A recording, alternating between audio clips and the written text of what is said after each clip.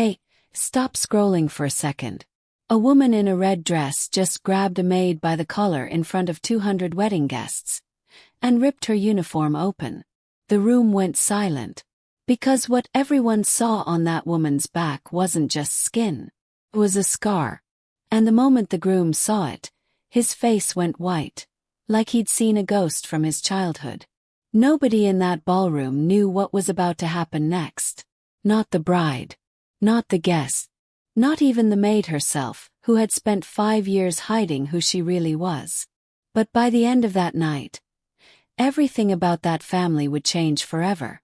Hey everyone, welcome back to the channel. If you're new here, hit that subscribe button because we tell real, raw, emotional stories that stay with you long after the video ends. Before we start, tell me in the comments, where are you watching from today and which country do you call home? I love reading where all of you are from. Today's story is about pride, hidden pain, and a secret that was literally carved into someone's skin. It's about a maid nobody respected, and a truth that was about to bring a powerful family to its knees. Stay with me till the end, because this one has a twist you will not see coming. Nobody expected an ordinary Tuesday to end in tears. Denise Coleman had been a housemaid for the Whitfield family for exactly 5 years, 3 months and 11 days. She counted the days sometimes quietly, while she scrubbed marble floors that cost more than her entire apartment building back in Ohio. She was 44 years old, with tired eyes and gentle hands, and she moved through the Whitfield mansion like a shadow, seen but never truly noticed. She ironed shirts for a man who didn't know her last name. She made breakfast for a woman who called her the help instead of Denise.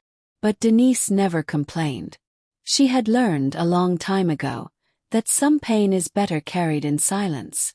The Whitfield estate sat on 40 acres outside of Charleston, South Carolina. White columns, endless gardens, a lake with swans that someone was paid to feed. It was the kind of place featured in magazines, the kind of place where a single chandelier cost more than a nurse's yearly salary. The man of the house, Ethan Whitfield, was 36 years old and worth more money than Denise could imagine. He'd inherited his father's shipping empire at 28, after his parents died in a car accident that the newspapers had covered for weeks. Since then, Ethan had built the company into something even bigger, cold, efficient, brilliant. But Denise remembered something about Ethan that most people didn't know. She remembered a small boy. She pushed that memory down every single day. It was easier that way. Easier to be invisible. Easier to just be the maid. Ethan was engaged now to a woman named Vanessa Sinclair, a name that belonged on the cover of a fashion magazine. Vanessa was beautiful in the way that expensive things are beautiful. Polished, sharp-edged, untouchable. She had grown up in old money, the kind of family where kindness was optional and status was everything. From the moment Vanessa moved into the estate to plan the wedding, she made it clear she didn't like the staff watching her, touching her things or, in her words, breathing near her wedding dress. She especially didn't like Denise. Maybe it was because Denise never flinched when Vanessa snapped orders. Maybe it was because Denise had a quiet dignity that money couldn't buy and Vanessa couldn't understand. Whatever the reason, Vanessa had decided from day one that Denise was beneath her notice, a piece of furniture that occasionally needed correcting. "Fix my dress. Now," Vanessa said one afternoon, not even looking up from her phone as Denise passed by. "Yes, ma'am," Denise answered, the same way she always did. She never raised her voice. She never argued. She simply worked, folding towels, polishing silver, tending to a family that barely saw her as human. But there was one thing Denise never let anyone touch: her back. Even in the brutal South Carolina summers, she wore long sleeves and high collars. She changed in locked bathrooms. She showered before anyone else woke up. In 5 years, not a single person in that house had seen what was hidden beneath her uniform. Not the scar. Not the truth. The wedding was 3 weeks away, and the mansion buzzed with caterers, florists, and wedding planners rushing in and out like bees in a hive. Denise worked 12-hour days, folding napkins into swans, polishing crystal glasses, pressing linens until her fingers ached. She told herself it was almost over. Once the wedding happened, maybe things would calm down. Maybe Ethan and Vanessa would move to their new estate in Savannah, and Denise could quietly finish out her contract and finally leave. She didn't know that fate had other plans. She didn't know that in 3 weeks, everything she had spent 5 years hiding would be ripped open in front of 200 wedding guests. Literally. And she didn't know that the one person in that house who could recognize her scar was the groom himself. Because a long time ago, before he was Ethan Whitfield the billionaire, he was just a scared 8-year-old boy in a burning house. And the woman who carried him out on her back, the woman whose skin melted against the flames to save his life, he never knew her name. He never got the chance to say thank you. Till now. The wedding rehearsal fell on a Friday evening, warm and golden, the kind of southern evening where the air smells like magnolias and money. Denise was assigned to help set up the ballroom, the same ballroom where, in 3 weeks, 200 guests would watch Ethan Whitfield marry Vanessa Sinclair beneath a ceiling of white orchids. She moved quietly among the wedding planners, adjusting chairs, smoothing tablecloths, staying out of everyone's way. It was easy work, mindless work, the kind of work that let her mind drift. And her mind, more and more lately, drifted backward. 11 years backward, to be exact. She remembered a small rental house in Columbus, Ohio. She remembered the smell of smoke at 2 a.m. She remembered running through flames that felt like they were peeling the skin off her arms, because somewhere in that house was a little boy who wasn't hers, but who she couldn't leave behind. She had been renting the house next door at the time, a struggling single mother working 2 jobs, saving every dollar she could. The family in the burning house, the Whitfields, weren't billionaires back then. Not yet. James Whitfield had just started his shipping business. They were comfortable but not wealthy. Just neighbors. Denise remembered breaking a window. She remembered finding the boy, Ethan, curled under his bed, too terrified to move, coughing, crying, calling for his mother who was already outside. Denise remembered wrapping her body around his, using her own back to shield him from a collapsing, burning beam, and running. She remembered the hospital. Skin graft. Months of recovery. A scar that stretched from her shoulder blade to the base of her spine. Thick, raised, permanent. She remembered that the Whitfield family thanked her with tears and hugs and promises to never forget what she'd done. And then, slowly over the years, as James Whitfield's business exploded into an empire, as the family moved from a modest neighborhood into gated estates, they simply drifted away. Christmas cards stopped coming. Phone calls stopped coming. Denise's own life fell apart in different ways. A divorce, medical bills from her recovery, a job loss. She never blamed them. Life happens. People move on. She never imagined that 11 years later, desperate for work after losing her house, she would apply for a domestic staffing position and end up, by pure brutal coincidence, inside the very same family's mansion. She never imagined that the boy she saved would grow into a man who looked right through her every single day, never recognizing the woman who once carried him through fire.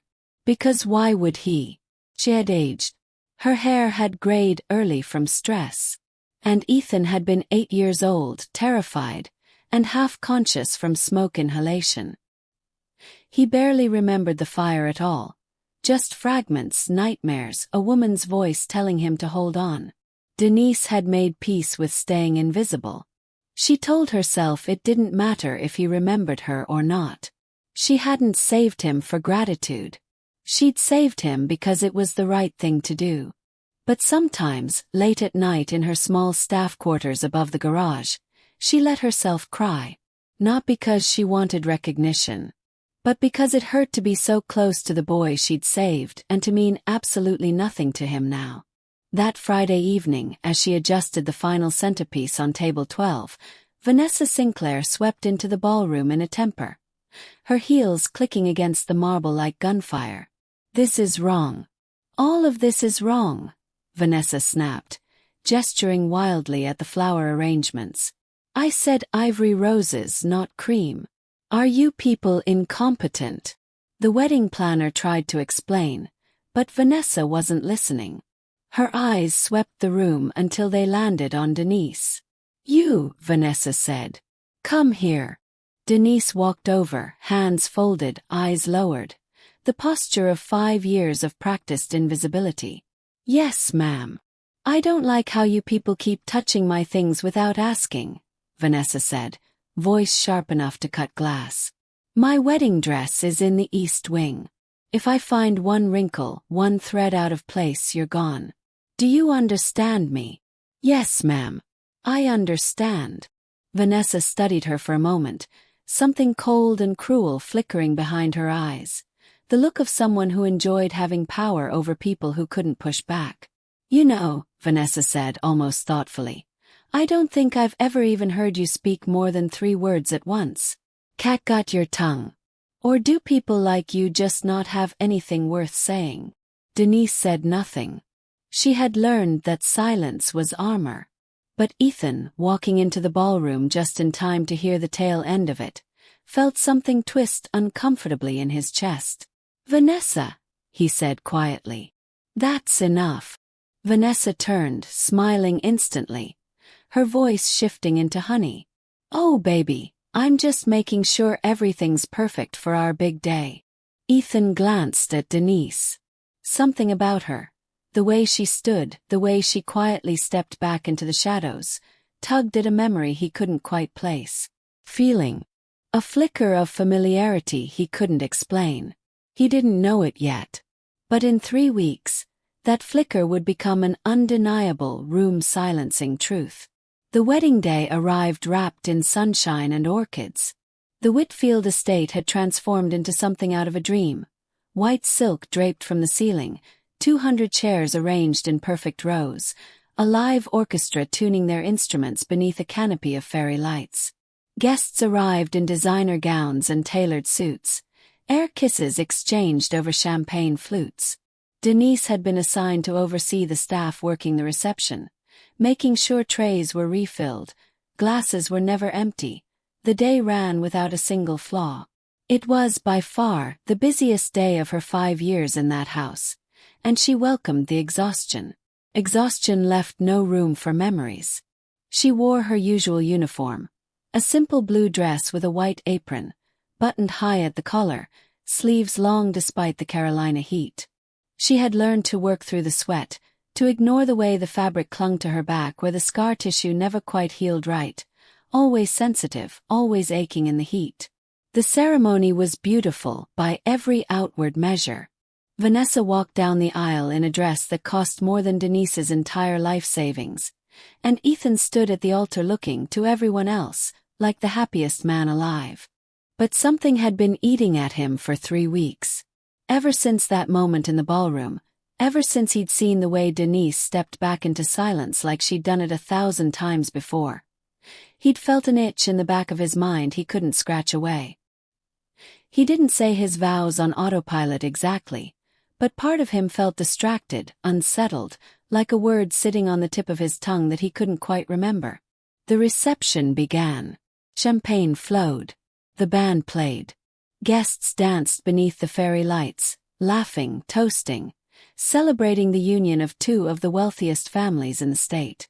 And then disaster struck, the way it always does, quietly, before anyone realizes it's happening.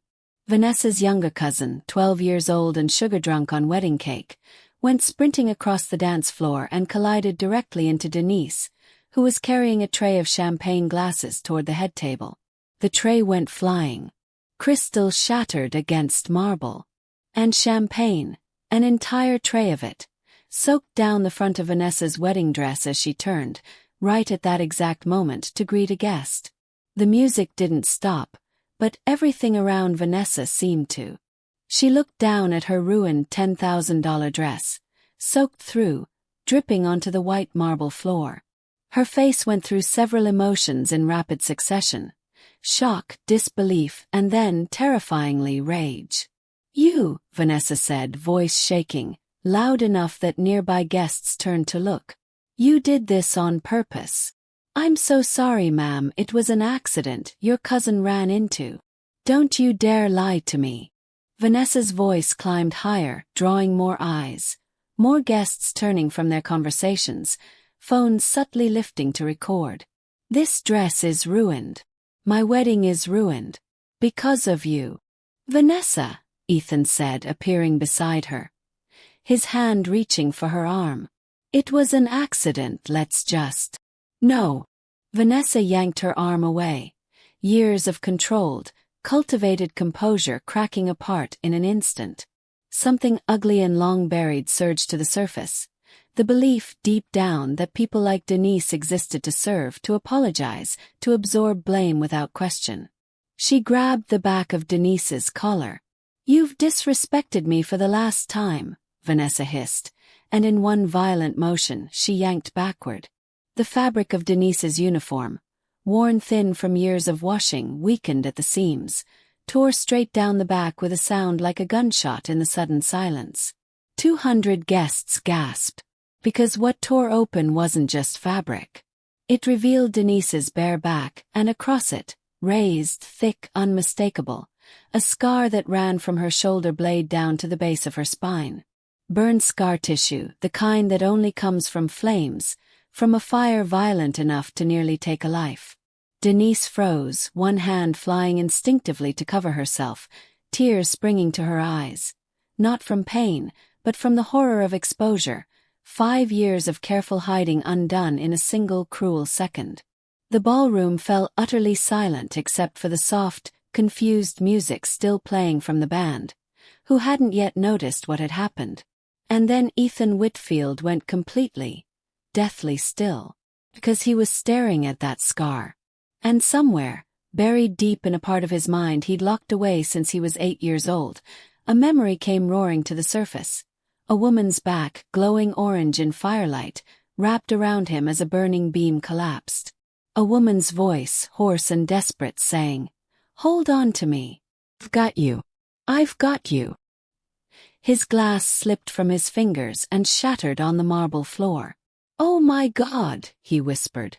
Vanessa was still holding the torn fabric in her fist, confused by her new husband's sudden pallor. "Ethan. Ethan, what?" "That scar," Ethan said, his voice cracking, taking a step toward Denise like a man in a trance. "I know that scar." The entire ballroom watched, holding its breath, as the billionaire groom fell to his knees in front of the maid his new wife had just publicly humiliated. "You're her," Ethan said, tears filling his eyes. "You're the woman from the fire." For a long moment, nobody in that ballroom moved. 200 guests stood frozen, champagne glasses forgotten in their hands, phones lowered from recording, the band's music trailing off awkwardly as the musicians noticed the groom kneeling on the floor in front of a sobbing housemaid. Denise stood there, one arm crossed over her exposed back, tears streaming down her face, too stunned to speak. "I don't understand," Vanessa said, her voice thin, the torn piece of Denise's uniform still clutched in her fist. "Ethan, get up. What are you doing?" Ethan didn't answer her. His eyes were locked on Denise's face, searching it like a man trying to remember a dream that had haunted him his entire life. 11 years ago, he said slowly, there was a fire. At our old house in Columbus. I was 8. I remember smoke. I remember being so scared I couldn't move. And I remember a woman coming through my window and wrapping herself around me while the ceiling came down. His voice broke. My parents told me a neighbor saved my life. They said her name once a long time ago, but I was a kid. I didn't remember. He looked at the scar on Denise's back, then back to her face. It was you, he whispered. Wasn't it? All this time. You've been in my house for 5 years, and it was you. Denise's composure, built over 5 years of silence, finally broke. She nodded, unable to speak through her tears. Yes, she finally managed. It was me. A ripple of gasps and murmurs moved through the crowd. Somewhere near the back, an older woman, Ethan's aunt, who had been close with the family during those early years, pushed through the guests, hand over her mouth. "Denise," the aunt said, staring in disbelief. "Denise Coleman. Oh my lord. We looked for you. Years ago we tried to find you too. After the accident with James and Caroline, everything got so complicated, the lawyers, the move, we lost track, You don't have to explain," Denise said quietly, wiping her face. "It was a long time ago. I never expected anything in return." "You saved my life," Ethan said, still on his knees, his voice raw. "You nearly died saving my life. And I've walked past you in my own house for 5 years and never once recognized you. I never even asked your last name." Vanessa stood off to the side, forgotten in the unfolding revelation, her ruined dress dripping onto the floor, her face twisting through confusion into something colder, the dawning, horrifying realization of exactly what she had just done. "Ethan," she said carefully. I didn't know who she was." Ethan finally rose to his feet, and when he turned to face his brand new wife, something in his expression had changed completely. The warmth that had been there just an hour ago, replaced by something sharp and unfamiliar. "Would it have mattered?" he asked quietly. "If you didn't know who she was, does that make it okay that you grabbed a woman by the collar and tore her clothes off in front of 200 people? Because she spilled champagne on your dress?" Vanessa faltered. "I was upset, I wasn't thinking. You've treated her like garbage since the day you moved in," Ethan said, his voice rising now, years of quiet discomfort with his fiancée's behavior finally surfacing all at once.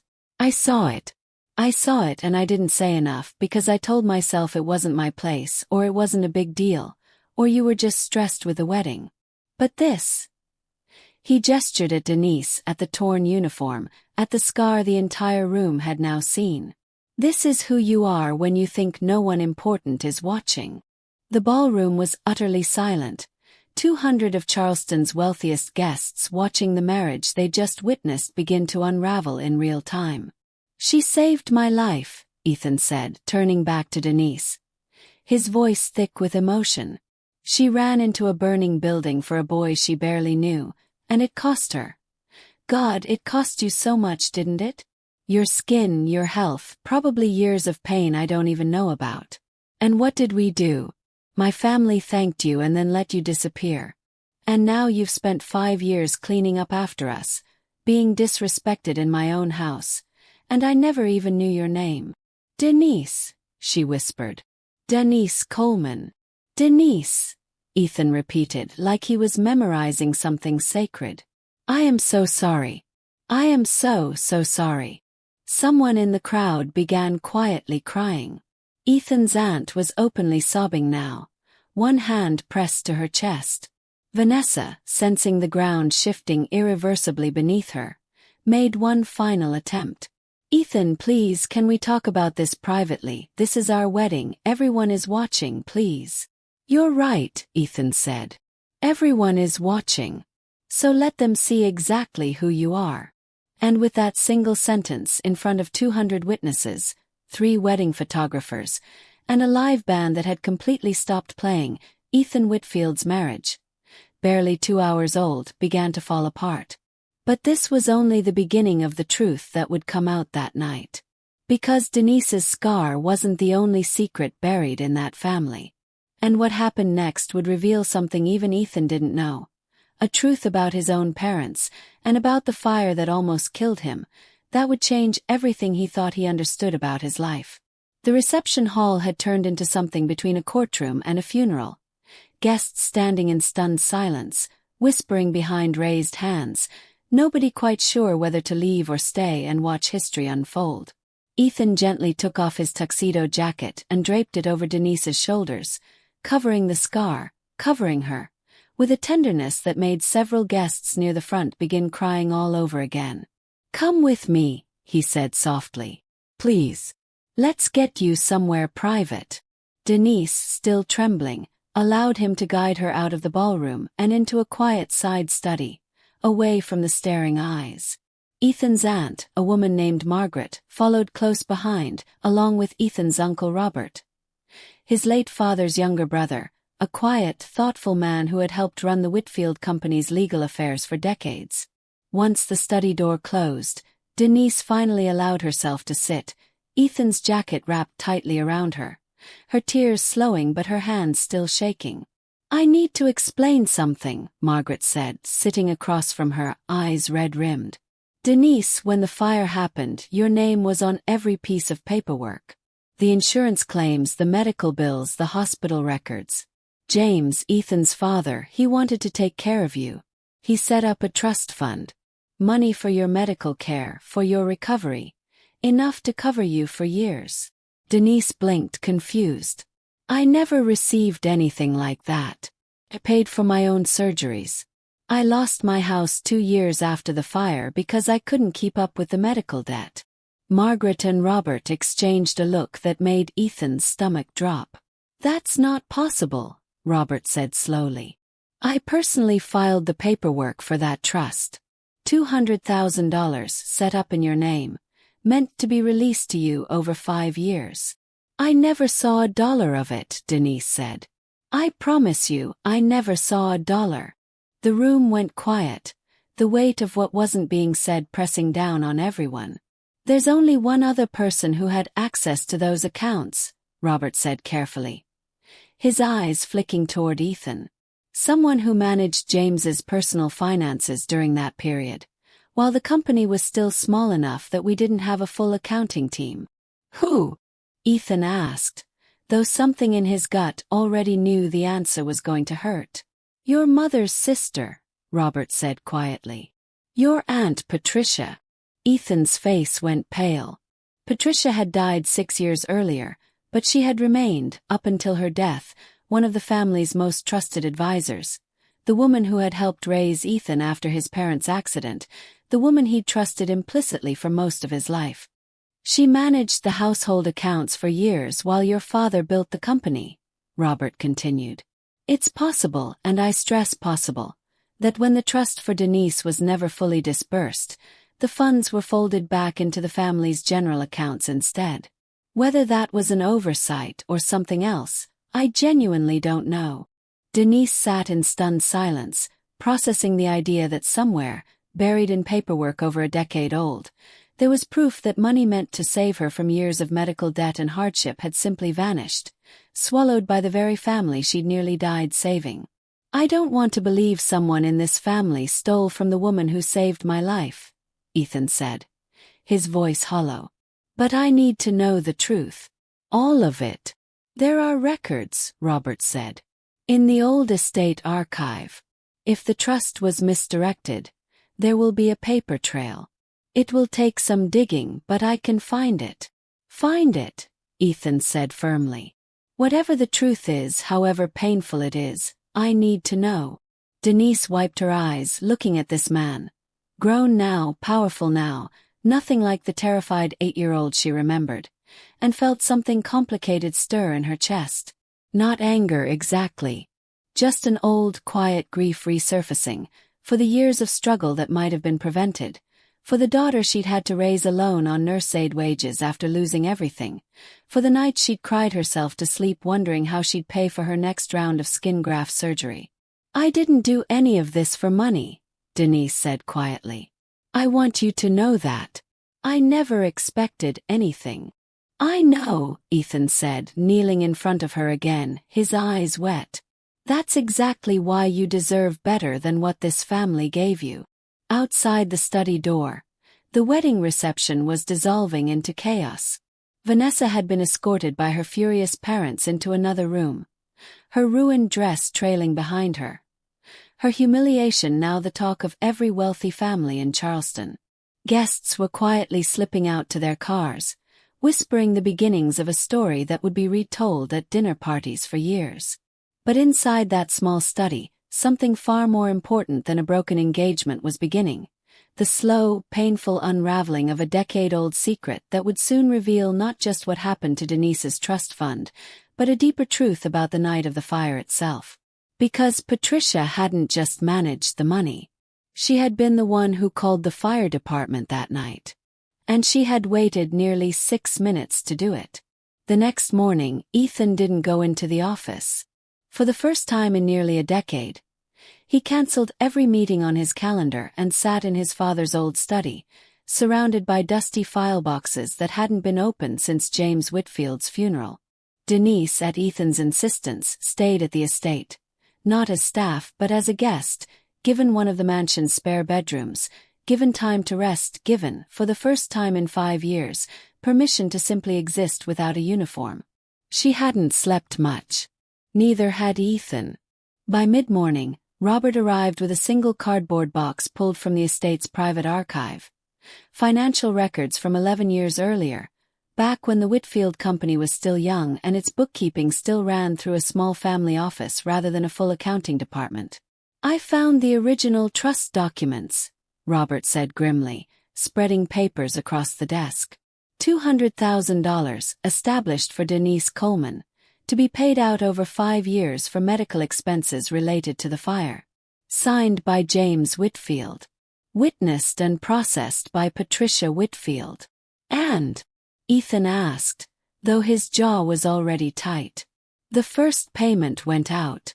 $15,000, 3 months after the fire, Robert said. After that, he slid another document across the desk. The account was restructured, folded into a general family trust. The remaining funds, the money meant for Denise, were redirected. Redirected where? Robert hesitated. Into an education fund. For you. Ethan stared at the paper in front of him. His own name, his own private school tuition, his own college fund, quietly padded over the years with money that had been meant to save the life of the woman who'd nearly died saving his. "She used the money I owed my life to," Ethan said quietly, "to pay for my private school."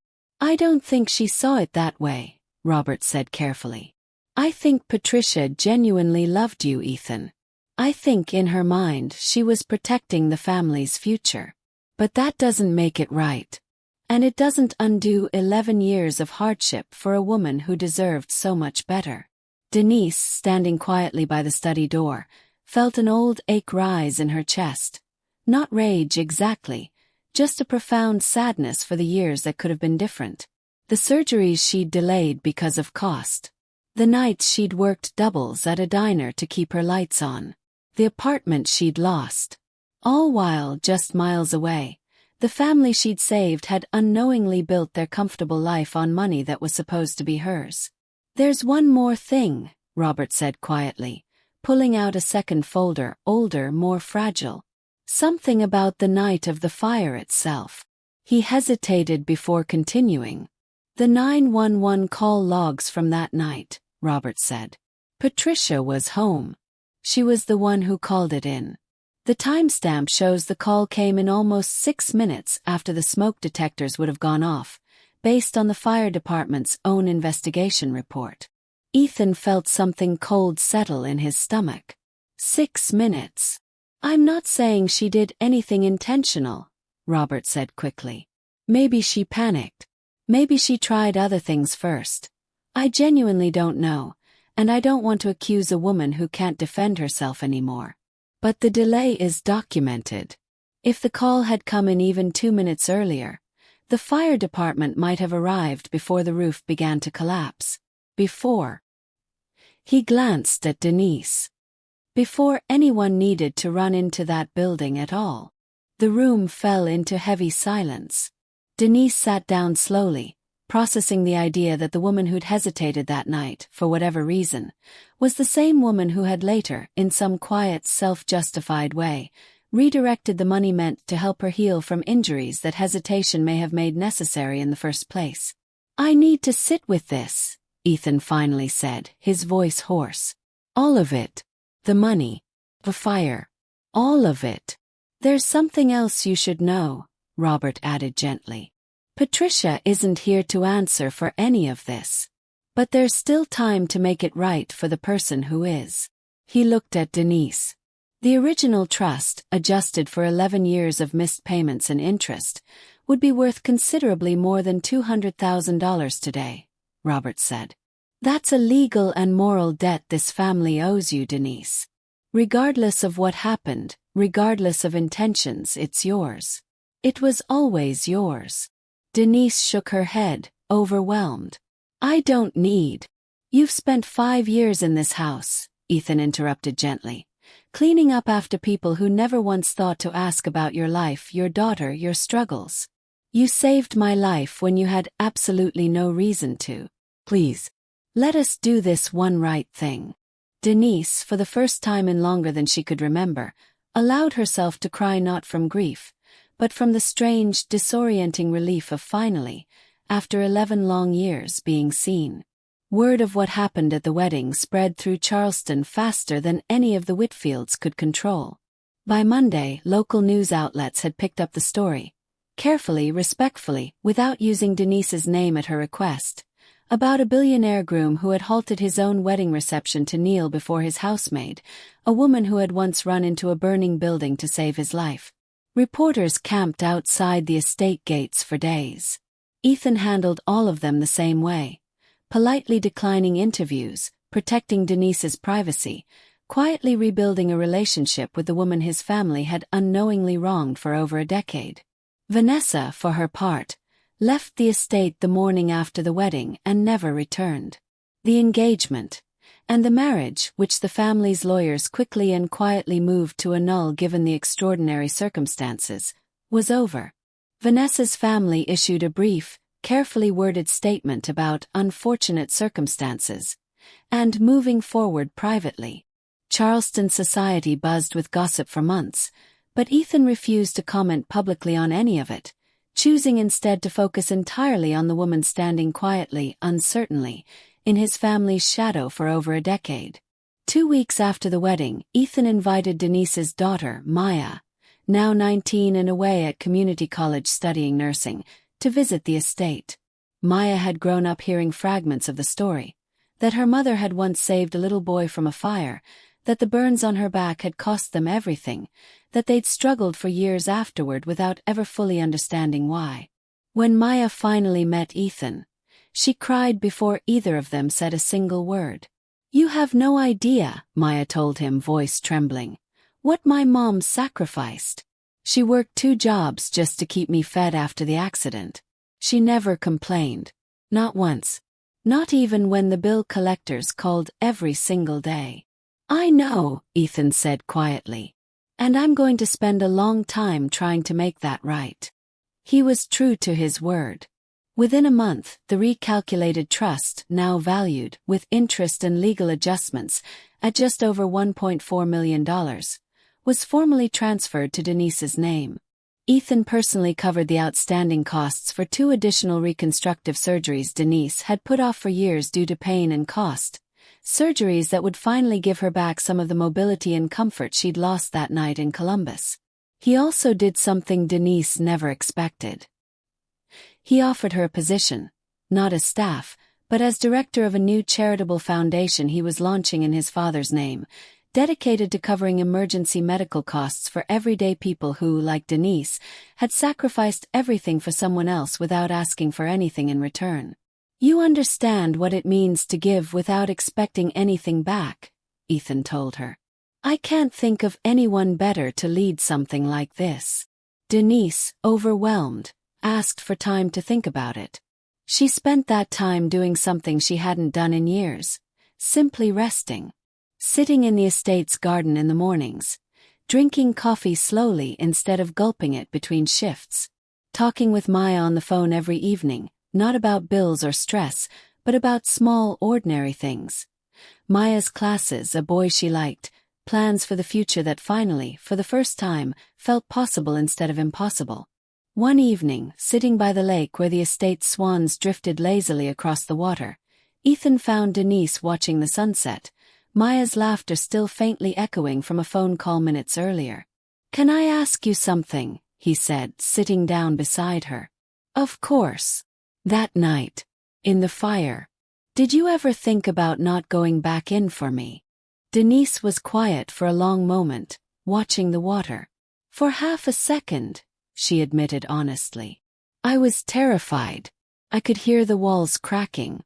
Every instinct in my body was screaming to run the other way. She turned to look at him. But then I thought about you being alone in there, scared, calling for your mother who couldn't hear you anymore. And I couldn't live with myself if I didn't try. Ethan's eyes filled with tears again, something that had happened more in the last 2 weeks than in the previous 10 years combined. I think about that little boy sometimes, Denise continued softly. I used to wonder what happened to him, whether he grew up okay, whether the fire left scars on him too, even ones people couldn't see. She smiled gently. I never imagined I'd get to find out firsthand. You saved more than my life that night, Ethan said quietly. You saved every version of my future that came after it. This company, this family, everything I've built, none of it exists without what you did. You don't owe me anything, Denise said. You never did. Maybe not, Ethan said. But I want to spend the rest of my life making sure you and Maya never struggle for anything again. Not because I owe you. Because it's who I want to be. For the first time since the fire 11 years earlier, Denise let herself believe that maybe, just maybe, the hardest chapters of her life were finally behind her. But there was one more twist still waiting.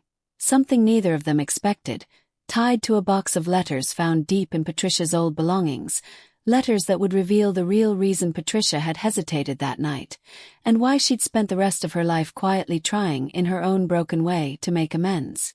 3 weeks after the wedding, while going through the last of Patricia's belongings in preparation to donate them, Margaret found a small wooden box tucked in the back of a closet, its lock rusted shut from years of neglect.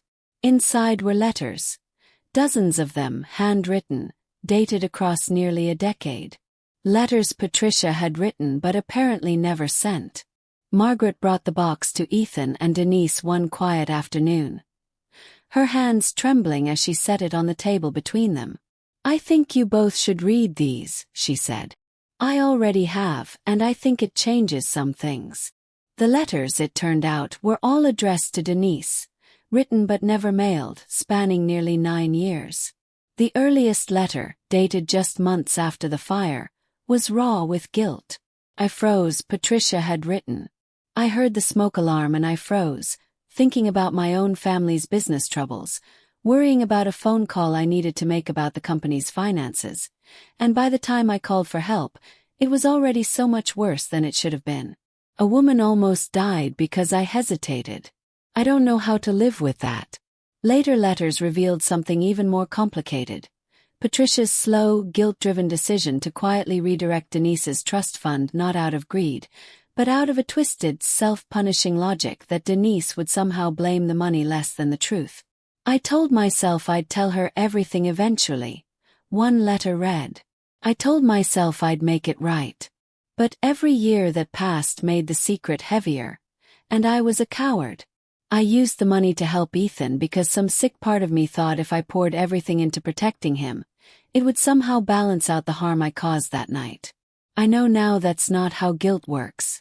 I know now I only made things worse for the one person who deserved better than anyone.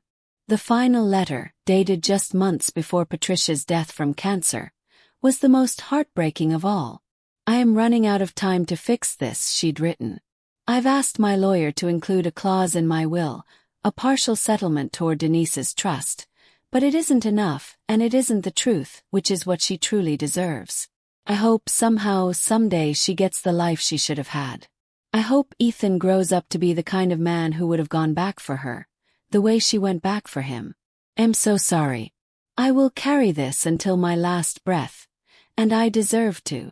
Denise sat in silence for a long time after reading the last letter, tears sliding silently down her face.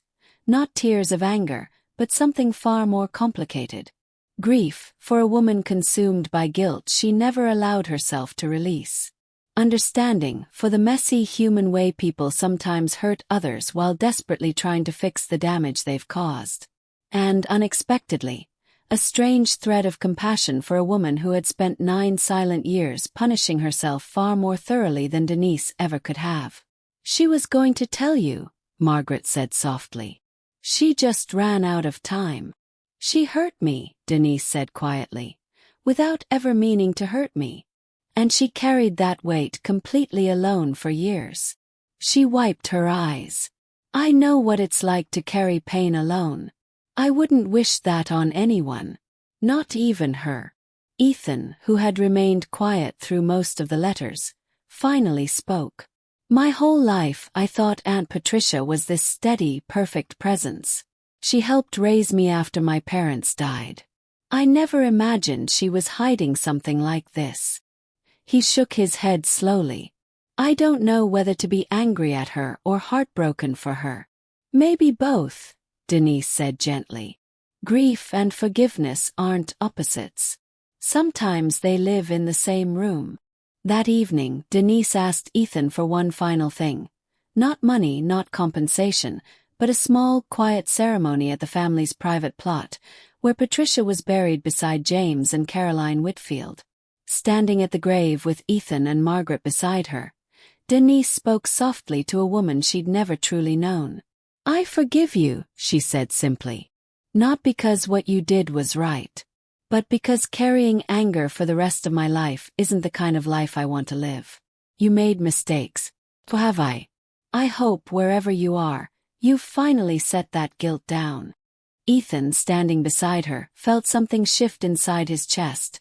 Not just grief for his aunt, but a profound, humbling respect for the woman standing next to him, who had every right to hate his family and instead chose, again and again, grace. It was, he realized, the same quality that had made her run into a burning building 11 years earlier. She simply didn't know how to choose anything less than compassion, even when the world had given her every reason to choose otherwise. 6 months passed. Denise accepted Ethan's offer, becoming the founding director of the Whitfield Family Foundation's newly launched Second Chance Fund, an emergency medical relief program specifically designed for everyday people who had sacrificed their own well-being to save someone else, whether through heroic acts, caregiving, or simple, quiet acts of selflessness that too often went unnoticed and unsupported. The foundation's very first grant recipient was a 19-year-old volunteer firefighter in rural Georgia who had suffered severe burns pulling a family of 4 from a collapsed home, only to discover afterward that his part-time job offered no health insurance to cover his recovery. Denise personally called him to deliver the news. Her voice thick with an understanding that came from experience most people could never fully grasp. I know what it's like to wonder how you'll pay for surgery after doing the right thing, she told him gently over the phone. You're not going to wonder anymore. Word of the foundation spread quickly, in no small part due to the story that had first brought Denise into the public eye. A story that, despite her initial discomfort with the attention, ultimately became a source of hope for thousands of people who had quietly suffered similar hardships. Maya, inspired by everything unfolding around her mother, switched her college focus from general nursing to burn trauma recovery, determined to specialize in a field that had shaped her entire childhood. Ethan personally funded her tuition, not as charity, he insisted, but as an investment in someone who understood, on the deepest level, exactly what kind of care truly mattered. Denise moved out of the estate's staff quarters and into a modest but comfortable home nearby, purchased outright with a portion of her settled trust, the first home she'd owned outright since before the fire 11 years earlier. She planted a small garden in the backyard, something she'd dreamed about for years but never had the stability or the money to pursue. Ethan visited often, sometimes for foundation business, sometimes simply for dinner, a habit that grew more frequent as the months passed. What began as gratitude slowly, quietly, deepened into something neither of them rushed to name. There was no dramatic declaration, no sweeping romantic gesture. Just a steady, growing friendship built on the kind of honesty and respect that neither of them had experienced enough of in their previous relationships.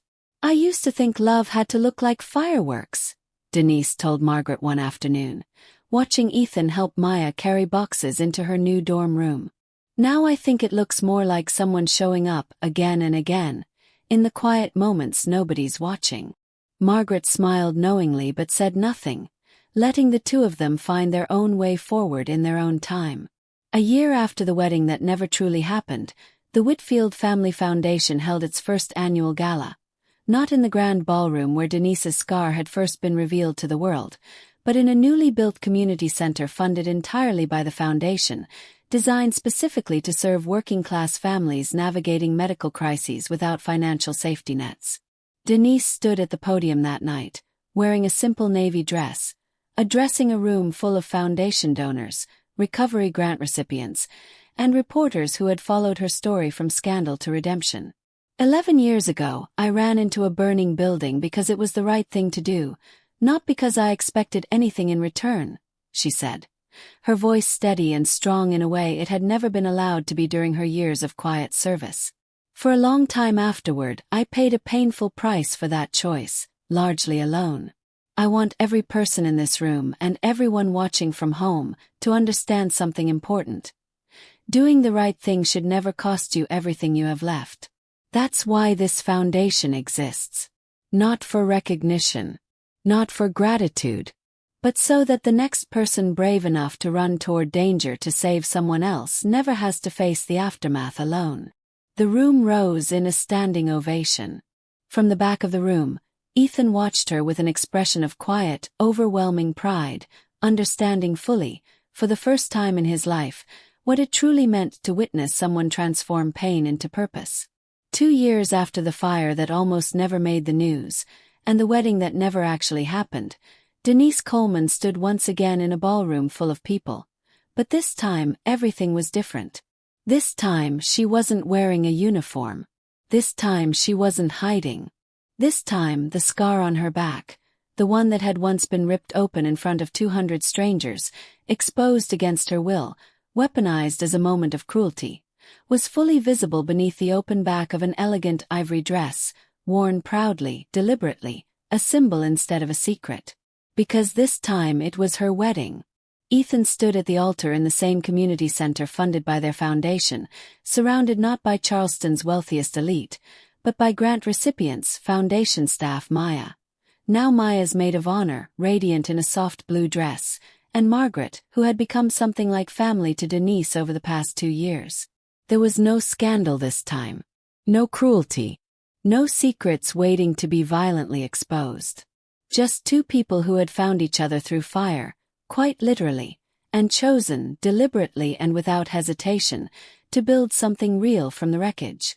11 years ago, Ethan said during his vows, his voice steady despite the tears in his eyes, a woman ran into a burning building for a little boy she barely knew, and gave up a piece of herself to save every version of the future that boy would go on to live. I spent years not knowing her name. I will spend the rest of my life making sure she never doubts, for a single day, how completely she is seen, valued, and loved. Denise, holding his hands, smiled through her own tears. I never ran into that fire hoping for anything in return, she said softly. But I think somewhere deep down, some part of me hoped that one day someone would see the whole of me, not just the sacrifice, not just the scars, but everything underneath them too. Thank you for being the one who finally did. As they exchanged rings, sunlight streamed through the community center's windows, illuminating a room full of people whose lives had been quietly, permanently changed by an act of selflessness 11 years earlier. A ripple effect that started with one terrified woman running toward danger instead of away from it, and ended with a foundation, a family, and a love story built not on perfection, but on the deep, unshakable respect that comes from truly seeing someone. Because sometimes the deepest scars we carry aren't things to hide. They're proof of every terrible, beautiful thing we survived to become exactly who we're meant to be. And sometimes the people who once looked right through us are the very same people who, one day, learn to see us completely. If this story moved you even a little, that's exactly why we tell them. If you believe kindness deserves to be seen, hit that like button. If you want more stories like this one, subscribe to the channel, because we've got so many more waiting for you.